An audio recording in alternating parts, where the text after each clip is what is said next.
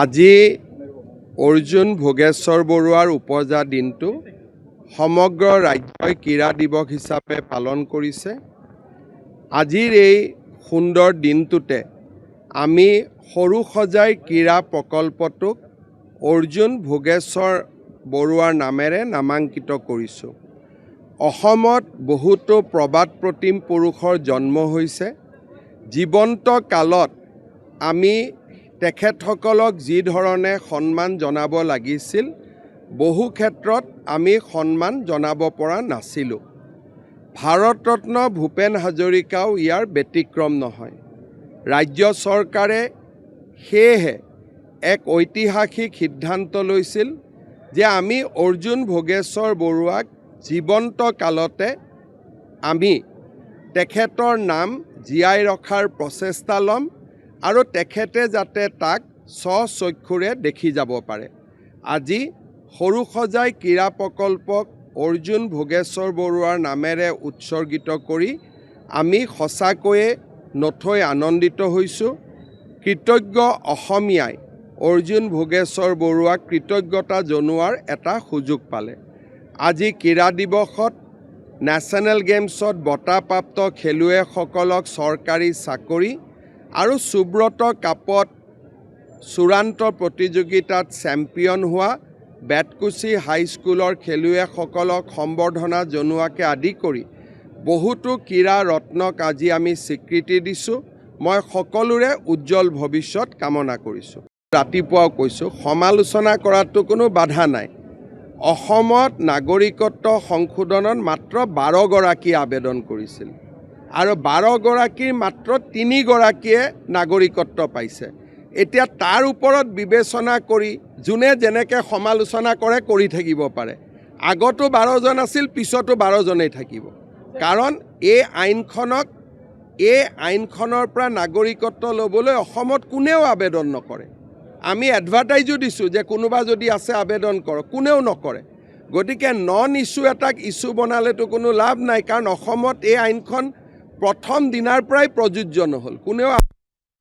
কাৰণ কোনেও নিজৰ বিদেশী বুলি পৰিচয় দিব নোখোজে। There only 12% has applied in Assam. Against the agitation, 5 people has been martyred.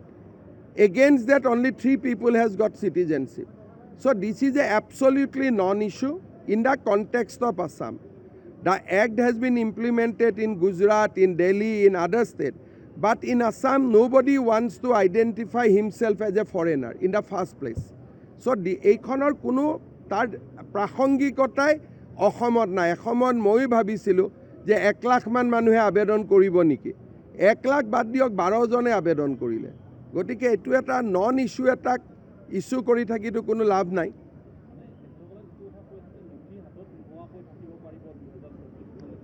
মই এটাই কথা ক'লোঁ যে এই আইনখনৰ প্ৰাসংগিকতা ভাৰতৰ বাহিৰা প্ৰদেশত হ'ব, অসমত ইয়াৰ প্ৰাসংগিকতাই নাই। মতাৰ পিছতো 12 জনতকৈ কোনেও আবেদন কৰা নাই। আমিতো এডভাৰটাইজ দি মাতি আছিলোঁ যে কোনোবা আছে যদি আহক, কোনো অহাই নাই অসমত। গতিকে এই আইনখন আমাৰ ক্ষেত্ৰত প্ৰযোজ্য নহয়, আগতো হোৱা নাই, এতিয়াও নহয়। Congress is trying to say that they will make it the election issue. There is no issue. Congress has already made this the election issue and claimed 5 innocent lives. 5 জন লোক এবাৰ এইবিলাক মিছা কথাত ইছ্যু বনোৱাৰ কাৰণে 5 জন যুৱক যুৱতীৰ ইতিমধ্যে মৃত্যু হৈছে। মাত্ৰ 3 জন। এসময়ত কি প্ৰচাৰ চলোৱা হৈছিল, চাহ বাগিচাবোৰ লৈ যাব, অমুক লৈ যাব, তমুক লৈ যাব, 20 লাখ আহিব, 10 লাখ আহিব।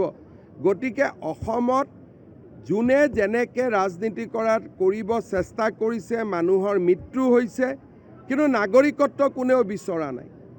গতিকে যিটো আইনৰ কোনো প্ৰাসংগিকতা অসমত নাই, তাৰ কাৰণে ৰাজনীতি কৰিব পাৰে, এফেক্ট ইয়াত একো নহয়। আৰু 1 বছৰ ইলেকশ্যনলৈকে আছে, আপোনালোকে চাই লওক কেইজনে আবেদন কৰে।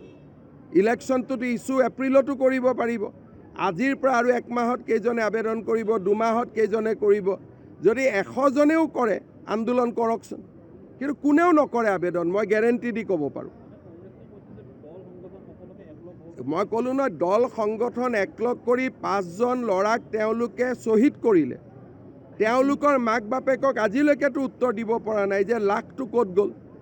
20 লাখ ক'ত গ'ল, 5 লাখ ক'ত গ'ল, 4 লাখ ক'ত গ'ল।